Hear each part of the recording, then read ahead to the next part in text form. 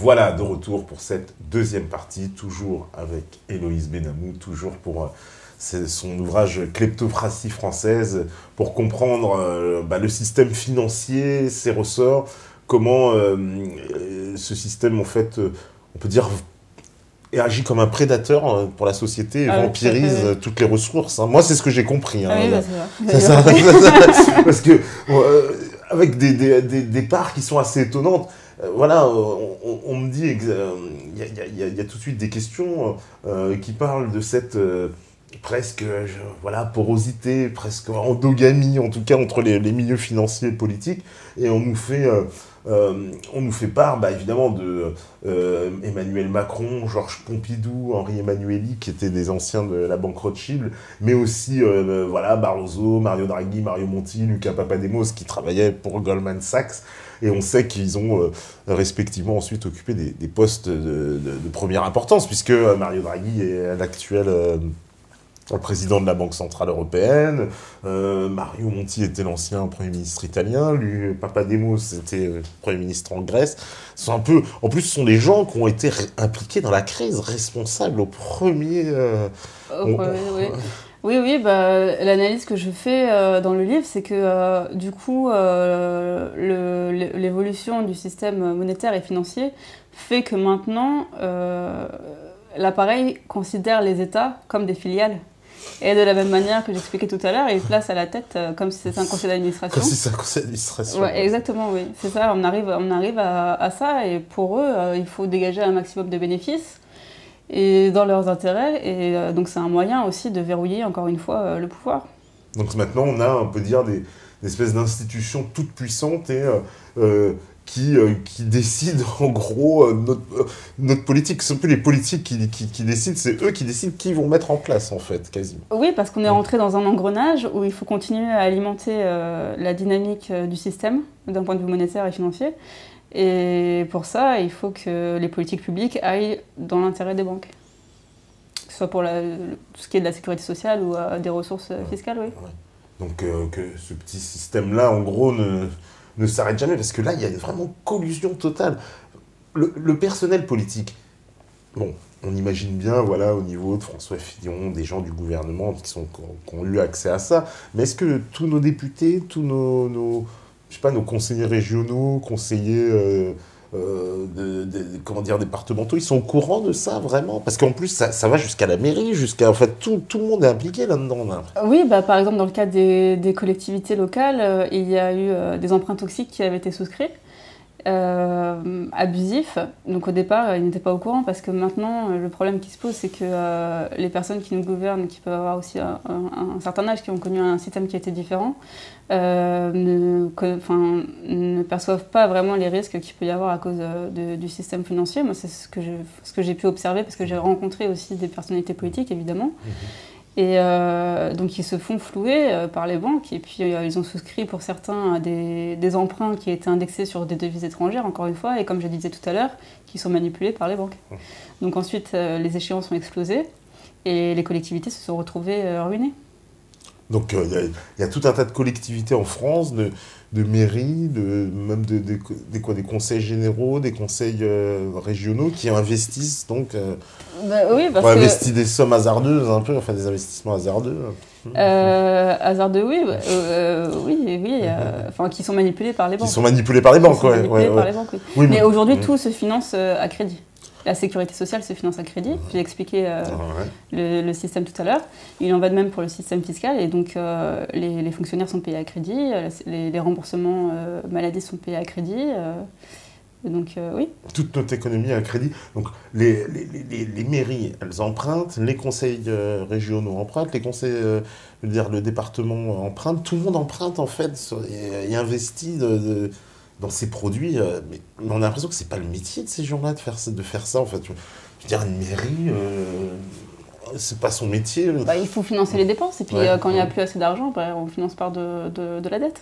de la dette. Mais après, in fine, c'est toujours le contribuable qui paye la facture.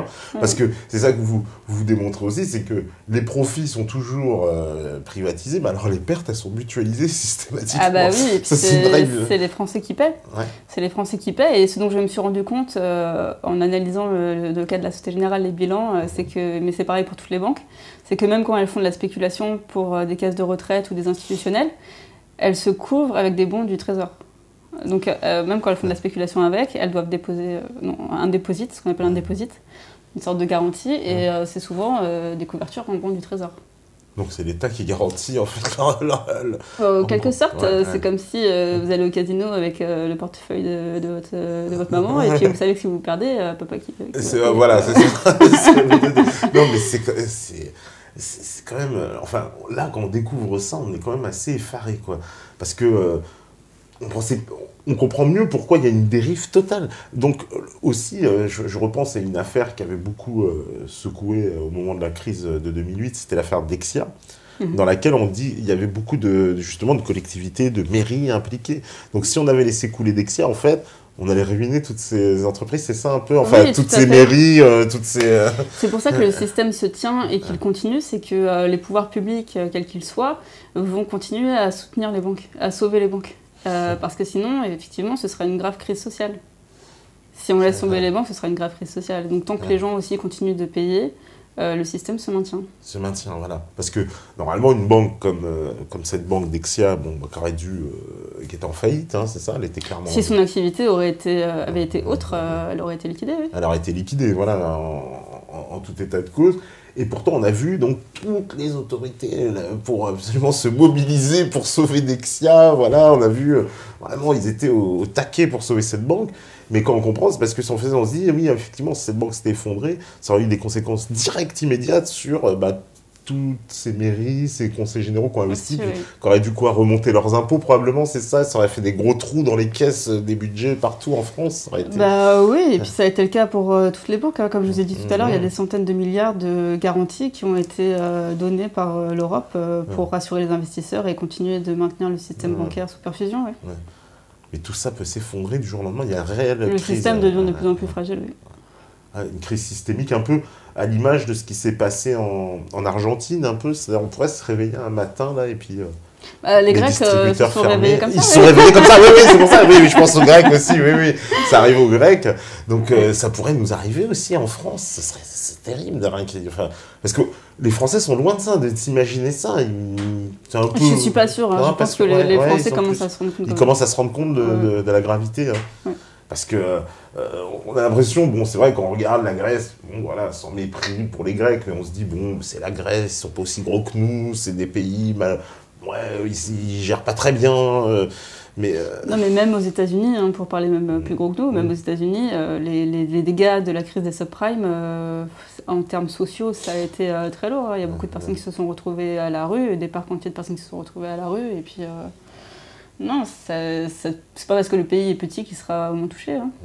Oui, parce que pareil, toujours dans le but de bien expliquer, les subprimes, en gros, c'est des crédits justement qu'on a accordés à des gens qui, de toute façon, étaient insolvables, qui n'étaient pas solvables, et puis qu'on a pris ces dettes-là pour les mélanger, en fait, c'est ça, d'autres choses dans la maquille. Ils les ont titrisés donc en les mélangeant effectivement à d'autres choses et ils les ont revendus massivement, notamment à des institutionnels. Et donc, pareil, avec les CDS, ils spéculaient dessus. Plus ils spéculaient, voilà. C'est un vrai système qui marche sur la tête, quoi. Et c'est ça, en plus, parce que là, cette crise de 2008, donc depuis, vraiment, est-ce qu'on peut dire qu'il y a une prise de conscience, moi j'en doute pas chez les gens, mais dans la classe politique, est-ce qu'ils sont emparés, on peut dire, de ce sujet vraiment ou... Pas autant qu'aux États-Unis. Pas autant qu'aux États-Unis. Pas autant qu'aux États-Unis, parce qu'il y a quand même eu des commissions sénatoriales aux États-Unis qui ont permis justement de comprendre ce qui s'était passé. En France, on nous a dit que les banques françaises n'étaient pas du tout concernées. Elles sont solides, j'ai vu Michel Sapin, il nous dit c'est solide, il n'y a rien à craindre. Je suis pas tout à fait d'accord, mais bon. Non, il y a un vrai déni en France du problème monétaire et financier.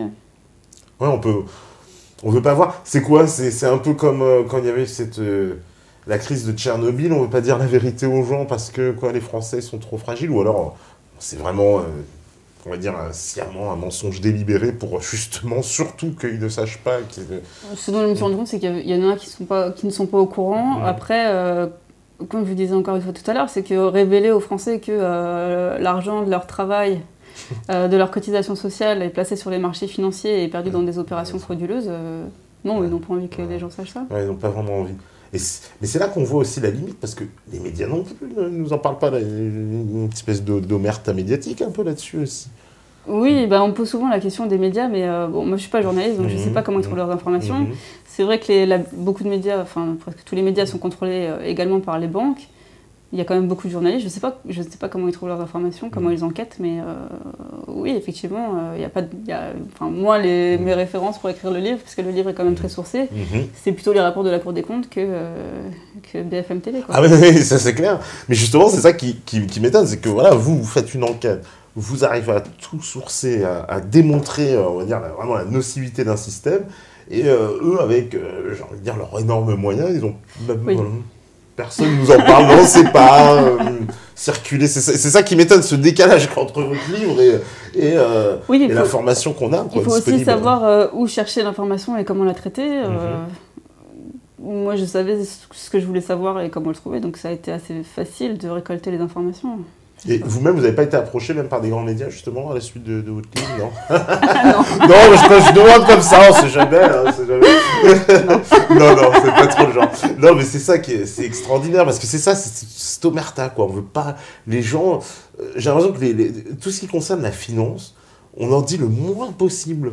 On ne sait rien sur ce milieu. Voilà, ça reste très opaque, très... un monde comme ça, à part, qui a une influence, mais... Voilà, il y a très peu de visages, il y a peu de...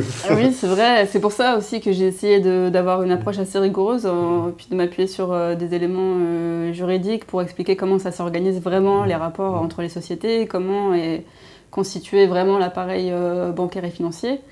Parce que ce que j'ai pu voir dans les médias, justement, c'est qu'on nous parle d'une banque universelle à tout faire, et puis qu'elles sont toutes indépendantes les unes des autres, mais c'est pas ça du tout. Oui, parce que ça, c'est vrai, on nous présente un peu la banque universelle, mais en fait, ça aussi, c'est quelque chose qui est bien spécifié dans votre livre, c'est qu'on découvre qu'un banquier, en fait, il a plusieurs métiers, et ça se mélange un peu, parce qu'il y a des banques, donc il y a des spécialistes pour donner les ordres, des spécialistes de ça, ils ont divisé un peu, morcelé comme ça, mais ils font tous les métiers, mais sans le dire. Oui, tout est compartimenté. Voilà. Je disais, même la comptabilité est compartimentée dans une société. Quand elles ont des opérations à faire sur de la gestion d'actifs, elles créent une société. Et donc, à chaque fois qu'il y a une société, donc, il y a un conseil d'administration. Donc, souvent, pour verrouiller le pouvoir, ils mettent à la tête de ces sociétés-là des personnes qui viennent de la maison mère ou des sociétés qui sont actionnaires pour contrôler ce qui s'y passe, oui. Parce que c'est ça qui paraît quand même, je veux dire, assez incroyable, c'est de voir à la fois comment on mélange l'intérêt de la société, puis des intérêts privés des membres de cette société, et puis tout se mélange, mais il n'y a pas de responsabilité en plus. On a l'impression que... Il devrait y en avoir. Ouais, parce que vous montrez que justement, c'est un peu trop, c'est un peu flou cet aspect de la responsabilité réelle En droit, c'est pas flou du tout, parce qu'il y a des règlements qui sont là, qui sont mis en place, auxquels ils doivent se soumettre. Le problème, c'est une fois que c'est porté devant la justice, donc déjà c'est très rare. Et puis, comme on a vu, même quand c'est le cas, on nous dit, ils n'étaient pas au courant. Ils sont pas responsables. Donc, oui. Mais si, moi je considère que la loi est tout de même bien faite et qu'il faut qu'elle soit appliquée simplement. Ce que j'explique dans le livre, c'est que beaucoup des dysfonctionnements que je présente viennent du fait que la loi n'est pas respectée. Mais si elle l'était, il y aurait déjà moins de problèmes. La mise en place de la CADES, par exemple, n'était pas conforme parce qu'il y a une règle d'or s'agissant des finances publiques et l'emprunt ne doit servir qu'à financer des investissements. Des dépenses d'investissement. Ce n'est pas le cas dans le cas de la sécurité sociale. Donc on se retrouve dans une situation qui est celle que je décris actuellement et qui va ouvrir la voie à une grave crise sociale. Et personne n'a remis ça en cause en plus. Parce que le premier à avoir mis on va dire le doigt là-dedans, c'est Rocard, c'est ça, avec la CSG, c'est lui qui a créé la CSG, c'est ça? Non, elle a été créée lors de la CRDS avec la création de la Caisse d'amortissement de la dette sociale. D'accord. Et ensuite, comme à chaque fois qu'il y avait des emprunts supplémentaires, ça devait être justifié soit par une augmentation des cotisations, soit par la création de nouvelles cotisations. pour financer ces nouveaux emprunts, en fait. Donc ils ont fait une nouvelle cotisation, oui, voilà. C'est pour ça qu'on en a inventé 2. Quoi, en fait. Voilà, et donc après, elles ont frappé tous les revenus. Tous les revenus, hein, c'est ça, ouais. Ouais. Parce que même quand... En fait, on en paye absolument partout. Même des fois sur des petites sommes, ils prennent tout ce qu'ils peuvent. Sur le revenu des activités, des jeux, de beaucoup de choses. Pour financer cette dynamique, oui. Voilà, pour financer. Et donc, pour enrichir, in fine, quand même, des financiers derrière. Parce que beaucoup de gens pensent que quand ils remboursent leur dette sociale, ils disent, bon, bah, c'est la sécurité sociale, c'est pour les soins, c'est la solidarité. C'est présenté comme ça, quand même, c'est ce qu'on... Bah oui, et c'est pour ça que le système est très hypocrite, oui. Parce que comme ça, les gens ne posent pas de questions. Ils disent, bon, bah, je rembourse ma dette sociale, moi aussi je vais chez le médecin, et culpabilise un peu peut-être même. c'est quand même extraordinaire, je vois ça. On me dit, est-ce que le retour au franc comme monnaie nationale est-il possible? Est-ce qu'il serait bénéfique pour l'économie de la France? Alors ça, c'est une question qu'on se pose. Est-ce qu'il faut revenir clairement à un système régalien d'État et dégager tout ce qui est tous ces organismes privés, quoi. Alors sur la monnaie, ce que j'explique dans le livre justement, c'est que il y a une vraie rupture. Il y a une vraie rupture en 1992 avec le traité de Maastricht, qui, il faut le savoir, était quand même anticonstitutionnel. Et on considérait avant que la monnaie devait faire corps avec l'État, qu'elle devait être contrôlée pour la mise en place justement des politiques publiques, mise en place par le gouvernement sous contrôle du Parlement. C'est pour ça que c'était... parce qu'en 1992, on a décidé de décentraliser justement la politique monétaire au niveau de l'Union européenne, avec la création de l'euro et du système européen de banque centrale.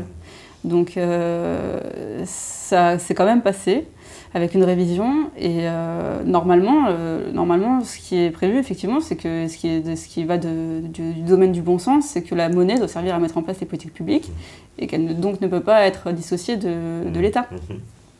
Voilà, après, est-ce que le franc ou une autre monnaie, de toute façon, le système va muter aussi, mais oui, l'euro n'est pas viable. L'euro n'est pas viable. Et l'euro, vous aussi, vous pensez que l'euro, c'est une monnaie qui, à terme, peut exploser, qui va exploser, comme beaucoup anticipent?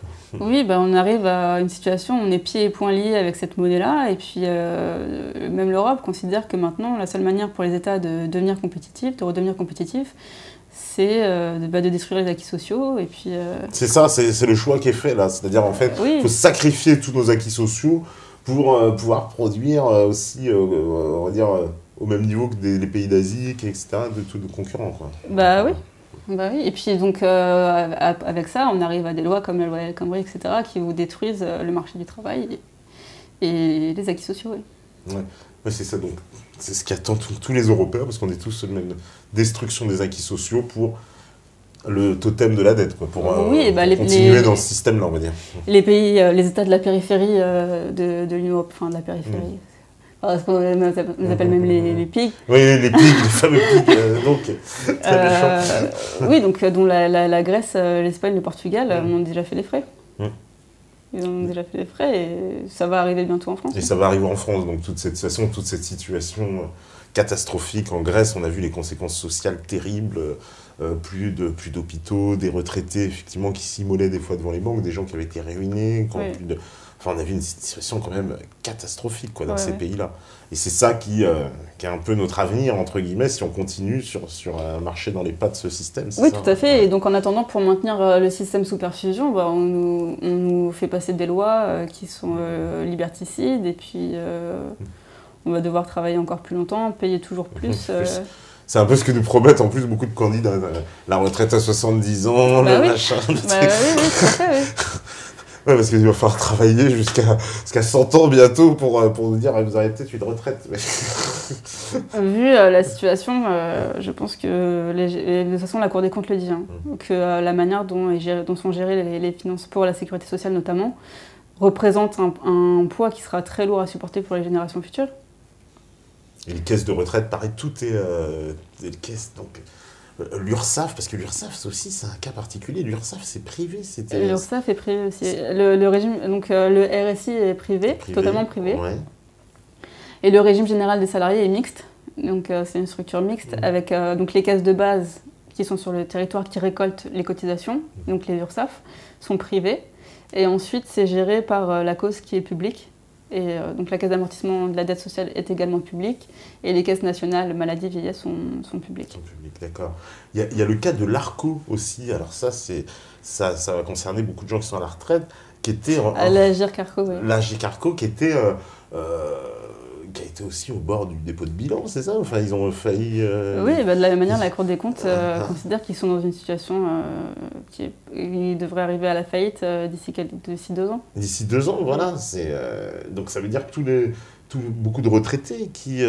moi, j'ai des gens dans ma famille qui touchent la retraite de ces organismes-là. Alors, ça veut dire que ça craint terriblement. Ils pourraient se retrouver un jour qu'on leur dit « Ah, mais non, monsieur... Il n'y a pas d'argent ce mois-ci ou on ne peut plus vous donner vos 1 000 euros, on va vous en donner 500. Oui, en effet. Et puis, comme on est sur un système par répartition, plus le chômage va s'installer, plus les entreprises vont fermer. Et puis plus vite, ces entreprises-là feront faillite. C'est vraiment un système, c'est une dynamique qui est globale et qu'il faut analyser comme ça, en tout cas. Oui, parce qu'en France... Donc, système par répartition, c'est les actifs qui financent les retraités. Les pensions en même temps, En gros, c'est à peu près ça. Voilà. Et système, alors, qui pourtant, de base, c'est plutôt sain, non, comme système, mais pourquoi il est en déséquilibre à ce point-là aujourd'hui? Alors, évidemment, avec cette affaire, mais quand ils avaient pensé ce système-là, je crois qu'il est issu de la Seconde Guerre mondiale. Hein, oui, voilà. tout à fait. Et pour eux, c'était plutôt positif au début. Il n'y avait pas les organismes financiers au départ, non? Oui, justement. Ils se finançaient comment d'ailleurs? Depuis le début, on est sur un système par répartition, mais c'est vrai que le problème financier que je décris dans le livre n'avait pas lieu à l'époque. Enfin, je vous dis, la création par exemple de la caisse d'amortissement de l'aide sociale, c'est très récent à l'échelle politique parce que ça date de 96. 96, oui, d'accord. Oui. Donc le système évolue. D'accord, c'est un petit cadeau de Juppé. On me dit aussi, aujourd'hui, il y a eu à Paris une manifestation contre le RSI. Il n'y avait pas plus de 200 personnes. Est-ce que les entrepreneurs commencent à rentrer dans le moule du système?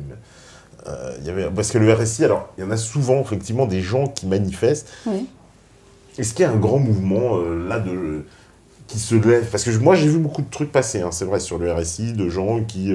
j'en reçois aussi beaucoup de mails de gens qui se lèvent contre ce système. Mais j'ai l'impression qu'il n'y a pas d'action dans le public clair là-dessus. Enfin, voilà. Votre livre, c'est certainement un des premiers qui parle de tout ça. Mais c'est vrai qu'il n'y a pas de grand mouvement. Il y a des associations qui luttent contre le RSI, notamment parce qu'il est privé. Ouais. Il y a beaucoup de recours qui ont été déposés devant les tribunaux, mais les demandes n'aboutissent pas. Que ce soit pour savoir quel est le statut juridique du RSI, il y a des personnes qui cherchent à quitter le RSI pour s'assurer indépendamment à l'étranger, dans un système assurantiel. Mais c'est très compliqué, oui. Parce que ça paraît presque insoluble, qu'on a l'impression que c'est vraiment David contre Goliath, quoi. Il nous impose quelque chose et... Tout le monde doit se plier. Mais il y a quand même des choses qui se font. Les associations sont quand même très efficaces et je pense que ça va évoluer. Ça va évoluer et ils vont finir par s'en emparer. Bon, quelque part, quand on entend Fillon, quand on parle, ça veut dire que à haut niveau, ils commencent à prendre conscience quand même qu'il y a un grand problème avec ce... J'espère pour eux. Parce qu'ils seraient temps quand même. Oui, ça fait des années que ça dure. Le RSI, il a été créé quand exactement? En 2006. 2006. En 2006. Et avant, comment ça fonctionnait avant le RSI? Avant, il y avait différentes caisses. Mais c'était mieux géré. Et les cotisations n'étaient pas aussi élevées. Mais il y avait différentes caisses par profession. Parce que le RSI concerne les artisans, les professions libérales et les commerçants. Et avant, il y avait plusieurs caisses pour gérer ça. Il y avait plusieurs caisses, chacun gérait. Et là, on a vu quoi? On a dit on a simplifié, on regroupe tout. Et puis là, ça a été un désastre. D'accord. Et personne n'ose revenir dessus, quoi. Il y a pas c'est ça qui est... Non, mais il y a des intérêts derrière qui sont très importants. Parce que c'est ça qui est le plus... c'est comment ces gens-là se tiennent tous. Donc les politiques, le milieu financier, évidemment je mettrais aussi le milieu médiatique, puisque bon, il a quand même son rôle, mais tout le monde se tient ou ils trouvent leur intérêt, parce que pourquoi nos députés ne se lèvent pas? Qu'est-ce qu'ils ont à gagner là-dedans? Voilà. Il faudrait aussi savoir comment réformer le système. Moi, j'ai du mal à comprendre que tous ces problèmes n'avaient pas été abordés avant. J'avais besoin, pour moi-même, déjà de me rendre intelligible dans le cadre de mon activité professionnelle le système. C'est pour ça que j'ai commencé à me poser des questions. J'ai eu affaire à différents interlocuteurs et puis ce que j'ai observé, c'est que le système était complètement méconnu. Donc c'est déjà un premier problème. Et puis ceux qui ont les moyens d'agir, il faut aussi du courage pour agir. Ouais, c'est vrai, oui, c'est vrai. Et peut-être qu'ils n'en ont pas, je sais pas. Oui, c'est vrai, oui, parce que c'est vrai que parce qu'un homme politique, en fait, qui va dénoncer, il y a beaucoup de coups à prendre sur un sujet comme ça, quand même. Il n'y a pas grand-chose à gagner. Ouais, pas grand-chose à gagner, ouais, c'est ça. Ouais, beaucoup d'ennemis à se faire, et finalement... Non, parce que c'est incroyable qu'en fait, que tout ça se passe, en tout cas, sous nos yeux. Et j'espère que ce soir, beaucoup de gens vont en prendre conscience. D'ailleurs, voilà, on me dit qui sont les patrons du RSI. Alors, oui, c'est vrai, Donc justement, dans les demandes qui ont été faites par les associations, ils ont demandé à savoir quel était le statut juridique du RSI, parce qu'on ne sait pas s'il s'agit d'une société, d'une mutuelle ou d'autre chose. Et donc on n'a jamais voulu répondre à ces demandes, on ne sait pas. Il y a un conseil d'administration qui dirige le RSI et qui est là depuis la création du RSI. Et donc la justice ne rend pas, on lui demande mais quel est le statut juridique Non, personne ne sait. Et elle ne sait pas. Personne ne sait ce qu'est le RSI. C'est quand même incroyable, quoi. Oui, assez, oui. Le RSI est vraiment une structure hybride qui a été mise en place par les pouvoirs publics, mais on ne sait pas ce que c'est. D'accord. C'est Sarkozy qui avait trouvé cette idée fabuleuse. Ça a été mis en place en 2006, oui. 2006, d'accord. Donc c'était sous le gouvernement Chirac, oui, d'accord. Donc il était, ouais, non, puisqu'il est arrivé en 2007. D'accord. C'était qui le ministre d'ailleurs qui a mis ça en place un peu C'était un ministre de la santé, c'est ça, ou c'est quel ministère? Ça avait été mis en place par des décrets. Ah ouais. Donc normalement, donc ça a été mis en place dans le code pardon, de la sécurité sociale. Ah ouais. Donc c'est indiqué qu'il s'agit d'une entreprise privée, mais ça dépend du code de la sécurité sociale et donc aussi pour expliquer que par rapport au calcul des cotisations, qu'il n'est pas légal. Parce que normalement, dans le code de la sécurité sociale, il est prévu que le calcul doit se faire par rapport à ce qui a été, pour faire simple, gagné au même moment, comme c'est le cas pour les URSSAF. Et ce n'est pas le cas du RSI qui fait des appels de cotisation sur des revenus d'années antérieures. Et donc les commissaires aux comptes ont demandé à avoir un avis sur ça et on leur a dit également que ce n'était pas légal. Donc tout ceci est codifié dans le code de la sécurité sociale. Mais c'est une structure hybride. D'accord. Personne ne se décide pour dire ça suffit, il faut qu'il y ait des règles, quoi, des vraies règles qui s'appliquent. Voilà. On me dit d'ailleurs, quelles mesures préconisez-vous pour lutter contre ces cartels? Qu'est-ce qu'il faudrait? Il faut les casser, ces conglomérats bancaires? Il faudrait comment on peut agir contre eux concrètement? Alors, donc s'agissant du problème bancaire, le premier problème, c'est que ce sont des structures qui sont gigantesques, donc incontrôlables. Même les personnes qui font du commissariat aux comptes dans ces entreprises-là, qui sont un petit peu honnêtes, disent que ce sont des structures qui sont très difficiles à contrôler. Et ensuite, le second problème, je pense que c'est, comme je disais tout à l'heure, le problème de capitalisation. C'est qu'elles sont toutes capitalisées les unes avec les autres parce qu'elles le veulent pour avoir un contrôle les unes sur les autres. Ce qui n'est pas en soi indispensable. Donc c'est ce problème-là qui fait que quand il y a une crise, elle se propage de cette manière-là. Donc déjà, ça résoudrait beaucoup de problèmes.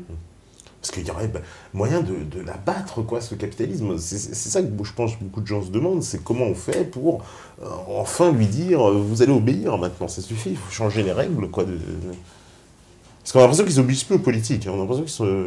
Moi, je vois des espèces d'un milieu en espèce de roue libre et qui c'est même lui qui commande le politique, quoi. Ils sont au-dessus, clairement, quoi. Ils sont, oui, bien sûr, oui. Bah, parce qu'ils sont dépassés. Et puis en 2013, on a eu la loi Moscovici qui devait séparer les activités bancaires et on a bien vu que les politiques étaient complètement dépassés par ce système-là et qu'ils ne comprennent pas comment fonctionnent les banques. Ouais, d'ailleurs, vous dites cette loi, elle n'a pas servi à grand-chose. Bah non, parce que les activités étaient déjà compartimentées d'avant et que c'est pas ça la source du problème.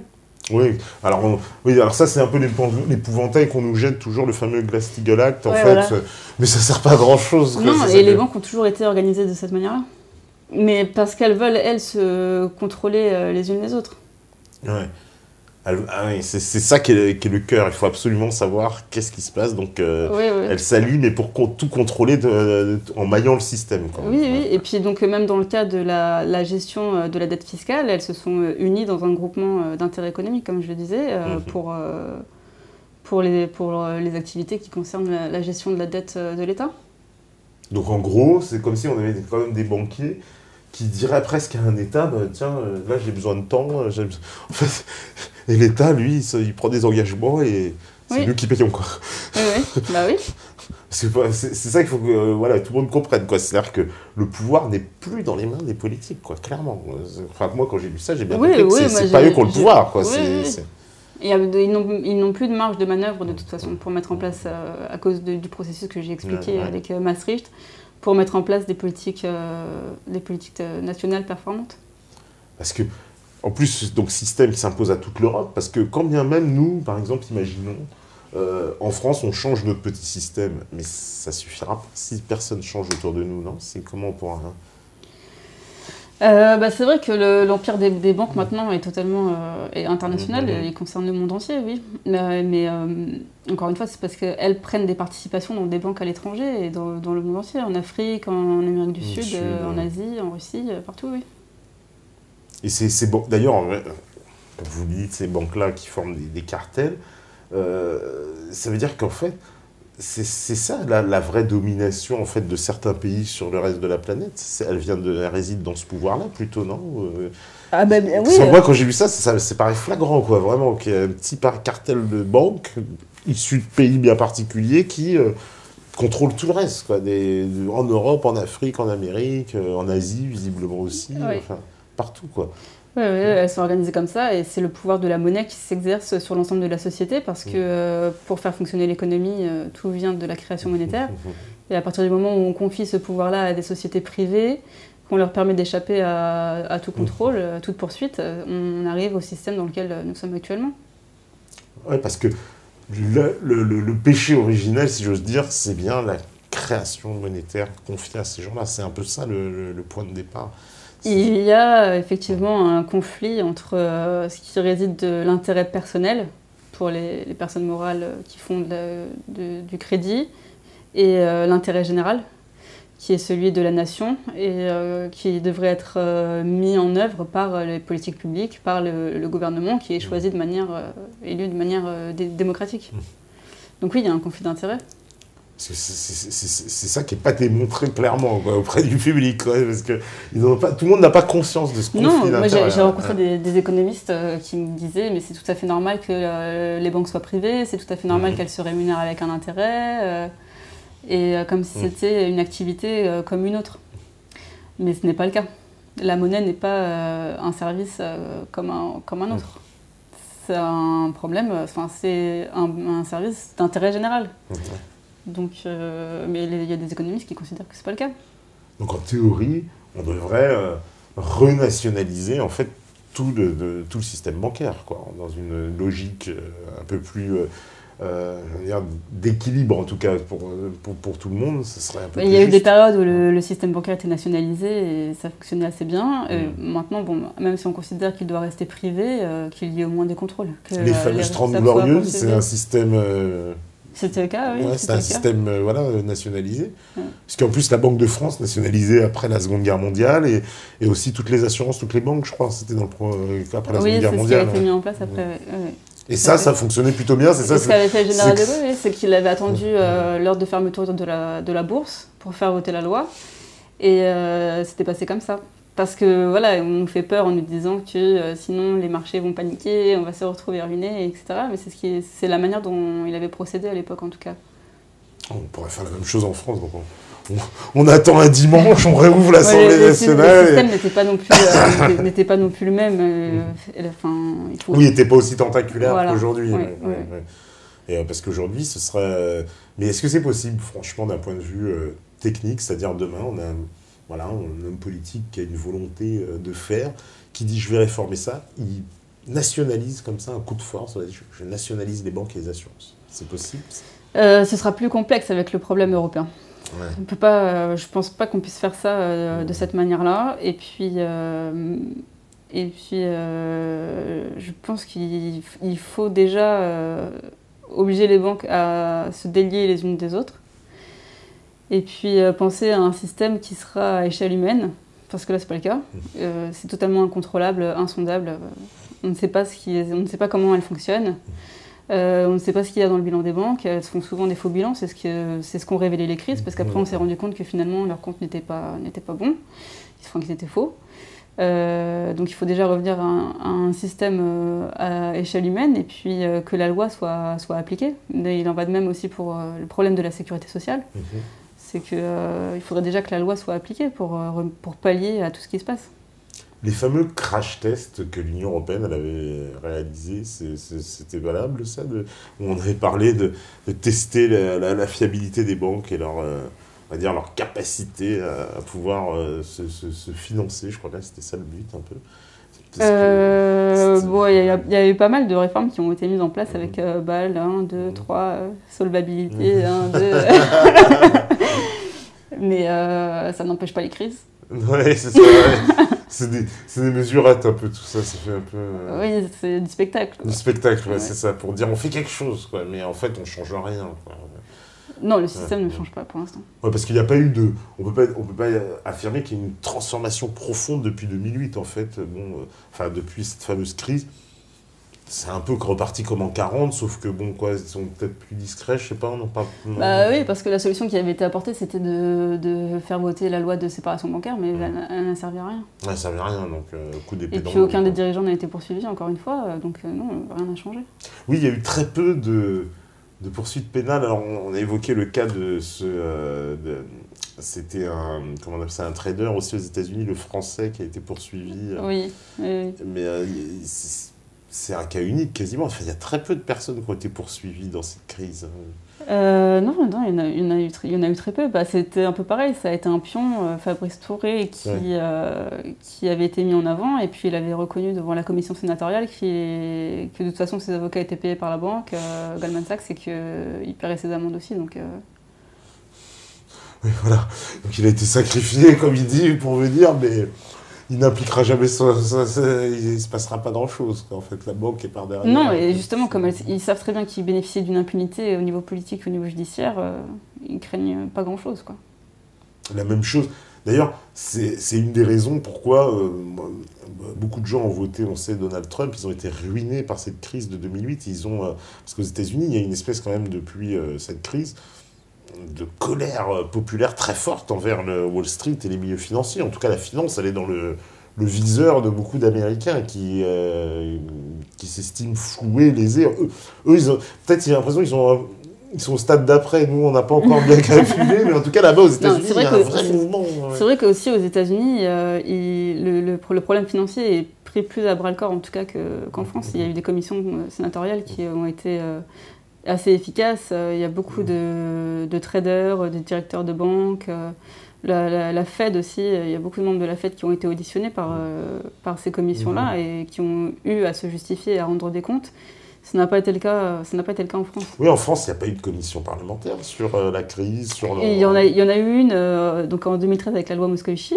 Ouais. Et 3 banquiers ont été auditionnés. Il y avait Frédéric Oudéa, Bonafé et Jean-Claude Chifflet pour le Crédit Agricole. Donc BNP Paribas, Société Générale, BNP Paribas et Crédit Agricole. Et donc ils disaient que ça leur serait vraiment préjudiciable que leurs activités soient compartimentées dans des filiales. Et ça n'a dérangé personne. Donc c'était assez surprenant, quoi. Mais d'ailleurs, j'avais noté que aussi le successeur de Jean-Claude Trichet à la Banque de France, c'était Christian Noyer. C'est un peu... il s'amuse un peu. On est passé de M. Trichet à M. Noyer. J'ai trouvé ça... Ils ont un humour... Il y a un humour blagueur, des fois, dans les nominations. Les noms, j'ai trouvé ça assez marrant. Ça ne s'invente pas. Il y avait un autre nom aussi, j'avais noté aussi, qui était assez marrant. Ils ont toujours des... Je crois que c'était M. Chiffré ou quelque chose, je ne sais plus un des chefs. Chifflé, c'est Crédit Agricole. Crédit Agricole, ouais. Crédit Agricole, oui. Ils doivent s'amuser dans les nominations parce que les noms sont quand même assez surprenants des fois. Voilà. Alors, On me dit, pourriez-vous préciser depuis quand la Banque de France est publique? C'est depuis la Seconde Guerre mondiale, c'est ça? C'est le général de Gaulle hein, qui avait décidé ça, donc nationalisation de la Banque de France. Mais il va y avoir cette fameuse loi de 73 qui va lui enlever tout son pouvoir, c'est ça? Enfin, vous dites 92, c'est vraiment Maastricht qui... Oui, pendant la période entre deux guerres, il y avait eu quand même un remodelage de l'institution. Donc elle était encore privée, mais on avait mis à sa tête des fonctionnaires pour encadrer ce qui s'y passait, parce qu'il commençait à avoir des problèmes. Et ensuite, elle a été nationalisée après, oui. Après la Seconde Guerre mondiale. Après, la loi de 73 a court-circuité le financement du Trésor. Et puis, à ce moment-là, les banques étaient encore publiques et elles ont été privatisées après, dans les années 80. Et puis Maastricht. C'est ça, 86, je crois, ou je sais plus. 84. 84, ouais, d'accord. Et puis après, ça a été Maastricht, l'Europe. L'Europe, et là, c'est gravé dans le marbre, plus le droit d'emprunter, voilà. Oui, et puis même les États entre eux ne peuvent pas se prêter. D'ailleurs, on a piétiné tous les traités, en fait, dans cette crise, puisque dans la crise grecque, les États ont prêté, enfin, indirectement, c'est ça, mais ils ont quand même prêté, ils se sont engagés sur des créances grecques, c'est ça, au niveau, quand il y a eu les engagements, en fait, des autres États européens pour la Grèce. On peut dire quoi? C'est les États qui s'engagent en fait, à couvrir les dettes de la Grèce en cas de défaut de la Grèce, c'est ça un peu? Oui. Et puis, comme je vous ai dit, toutes les garanties qui ont été données, c'est des centaines de milliards d'euros. Et si les États ne peuvent pas payer, là, ce qu'on observe en tout cas, c'est que la Banque centrale est en train d'absorber pas mal de monnaie en circulation. Ah oui, c'est-à-dire, parce qu'en fait, comme plus personne n'en veut, à la fin, c'est pour pas que le système s'effondre, c'est la Banque centrale, en gros, qui rachète les... Et puis, il faut bien comprendre que l'Europe est totalement antidémocratique, et que tout ce qu'ils ont pu faire à Chypre ou en Grèce, etc., ils ne respectent pas ils ne respectent rien, ils ne respectent pas la démocratie, ils ne respectent pas... Dans le cas de la Grèce, par exemple, pour prendre un cas concret, il y a quand même eu un référendum. On a demandé au peuple grec à savoir est-ce que oui ou non ils voulaient rembourser les créanciers des États grecs. L'Europe n'en avait que faire, quoi. Ils ont décidé ça un peu à huis clos avec l'Eurogroupe, en excluant en plus le ministre des Finances Yanis Varoufakis. Et puis finalement, ils ont imposé aux Grecs des coupes budgétaires, tout ce qu'on sait. Ils ont vendu des îles, ils ont commencé à privatiser beaucoup de secteurs d'intérêt stratégique. Et puis voilà. Est-ce que la Grèce, elle aurait dû sortir de l'euro, comme beaucoup le préconisaient en fait, au début de la crise? Ça aurait été pire ou... Je sais pas, ça aurait peut-être... Certains disent que il n'y avait pas d'autre solution en fait, pour sortir de ce cycle infernal de la dette pour la Grèce. Puisque, en fait, depuis d'ailleurs, c'est pas vraiment arrêté non plus, ce cycle-là. C'est possible de répudier des dettes. C'est possible de répudier des dettes, de sortir de l'euro aussi. Mais répudier des dettes, ça veut dire quoi? Ça veut dire que la Grèce, du jour au lendemain, dit ça suffit, j'arrête de payer. Ou là, je peux plus. Voilà, je paye pas. Je paye pas les créanciers. Je paye pas mes créanciers. Mais là, dans ce cas, ça veut dire que il va y avoir un trou dans les comptes de la Banque centrale. Déjà. Il y avait des trous qui étaient il y avait dans les comptes de la Grèce. Mais ça veut dire aussi repenser le système. Parce que ce qu'il y a aussi, c'est que là, on se trouve dans une situation intermédiaire qui est assez dangereuse. Parce que je pense que ce qu'ils voulaient, c'était nous faire passer à une Europe fédérale et ça n'a pas été le cas. Donc on se retrouve dans une situation intermédiaire finalement où l'État n'est plus souverain, mais l'Europe n'est pas non plus fédérale. Donc il y a des décisions qui se prennent, comme je vous ai dit, au niveau de l'Union européenne, pour beaucoup qui sont d'application directe en droit interne. Et donc soit on va passer à une Europe fédérale, et le système bancaire et financier lui aussi va muter, et puis soit on revient à des économies nationales, oui, mais bon, on voit très bien ce qui s'est passé avec la Grande-Bretagne aussi. Est-ce que c'est possible de quitter le... Bon, après, là, c'est vrai, on va me dire que la situation de l'Angleterre est différente, mais ils l'ont fait. Ouais. Parce que, ah oui, donc il y avait une tentative, vous dites, de nous faire un peu passer au forceps un petit peu cette Europe fédérale au nom de la bonne gestion budgétaire obligatoire, parce que, évidemment, d'où l'idée un peu, d'accord, c'est un peu, comment dire, on peut dire l'esprit comme le TSCG, là, parce que ça aussi, c'est très obscur, le TSCG. On a créé une espèce d'organisation européenne où, quand il y a des problèmes de dette, en fait, ça se décide comme ça... par un organisme. Oui, et puis ils ont prévu de mutualiser les dettes. Oui, c'est ça. Donc, ils ont prévu de mutualiser les dettes pour que tous les États soient solidaires les uns des autres et remboursent collectivement Et les remboursent dettes. voilà, donc en gros, quand il y a un pays qui a du mal à payer, les autres sont obligés de mettre la main à la poche. Hein. Je crois que c'est ça, c'est une obligation en plus. Oui, parce que le système devient de plus en plus en faillite. Et comme il devient de plus en plus en faillite, ils cherchent à mutualiser et puis à obliger les peuples à payer. Ouais. Parce qu'en plus, pour ce qui concerne le TSCG, il me semble qu'il y avait bien des dispositions dans ces statuts qui posent problème. Bah, c'est un peu comme le RSI. Ils sont responsables de rien.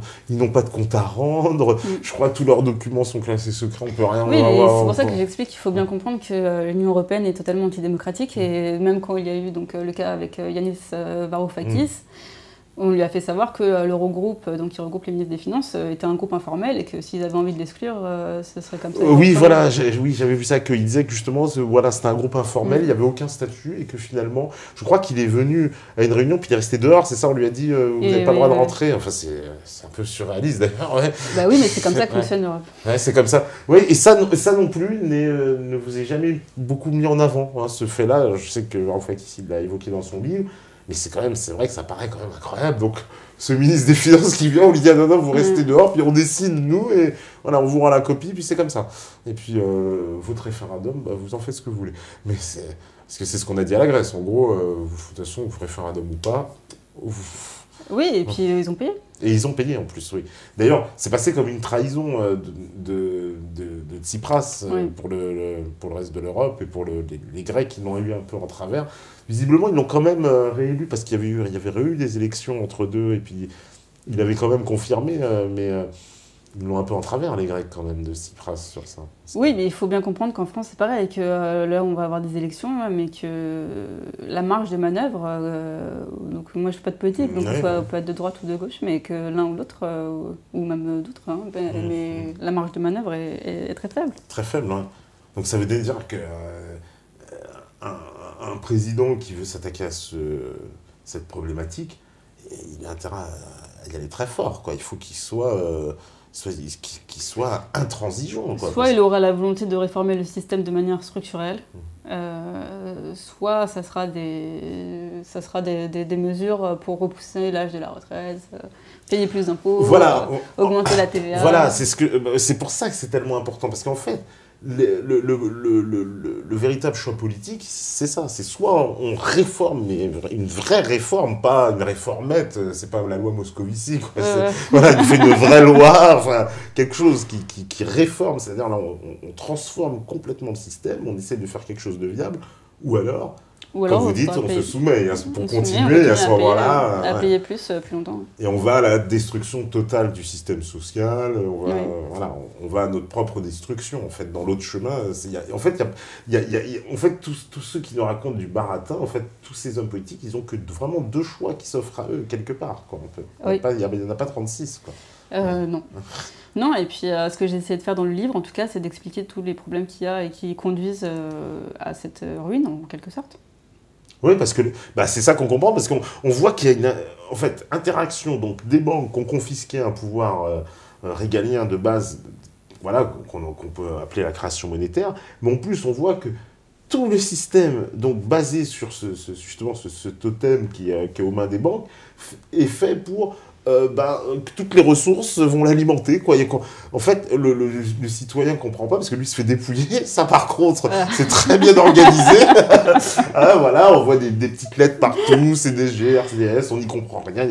En tout cas, là, l'organisation est parfaite, mais on ne voit pas où est-ce que ça va. Et c'est l'inverse. En plus, les effets sont destructeurs puisqu'effectivement, puisqu'il faut casser le système social pour conserver le financement de ce système. Enfin, c'est complètement même...